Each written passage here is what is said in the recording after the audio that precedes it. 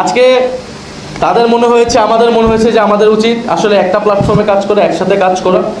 আমরা তাদেরকে সাধুবাদ জানাই, আমরা তাদেরকে সাদরে আজকে বরণ করে নিচ্ছি, গ্রহণ করে নিচ্ছি জাতীয় নাগরিক পার্টি এনসিপির ব্যানারে। এইবার হবে নতুন ঝড়। আওয়ামী লীগ ও এনসিপি একসাথে কাজ করার উদ্যোগ নিয়েছে। এইবার এনসিপি আওয়ামী লীগকে বরণ করে নিচ্ছে। ইভেন কি ছাত্রলীগ হোক, কার সাবেক পরিচয়, এটা আমাদের কাছে মুখ্য নয়।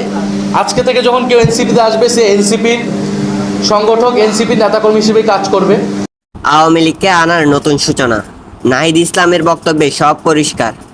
সারা দেশের তরুণদেরকে আমরা আহ্বান জানাচ্ছি, তরুণদের পাশাপাশি সকল বয়সী মানুষদেরকে আহ্বান জানাচ্ছি, জাতীয় নাগরিক পার্টি এনসিপির হাতকে শক্তিশালী করুন, এনসিপিতে যোগ দিন, এনসিপিকে নানাভাবে সহযোগিতা করুন।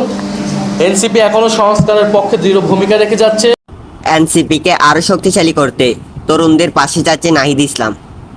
গণভোটের মাধ্যমে যে সংস্কারের সম্ভাবনা তৈরি হয়েছিল, বিএনপি সরকার সব সম্ভাবনাকে নষ্ট করে দিচ্ছে। শুধুমাত্র আওয়ামী লীগের জায়গায় একটা বিএনপির সরকার প্রতিস্থাপিত হয়েছে এই নির্বাচনের মধ্যে দিয়ে। কিন্তু আমরা বারবার বলেছি, আমরা কোনো দলের পরিবর্তন নয়, ব্যক্তির পরিবর্তন নয়, ক্ষমতা কাঠামোর পরিবর্তন চাই।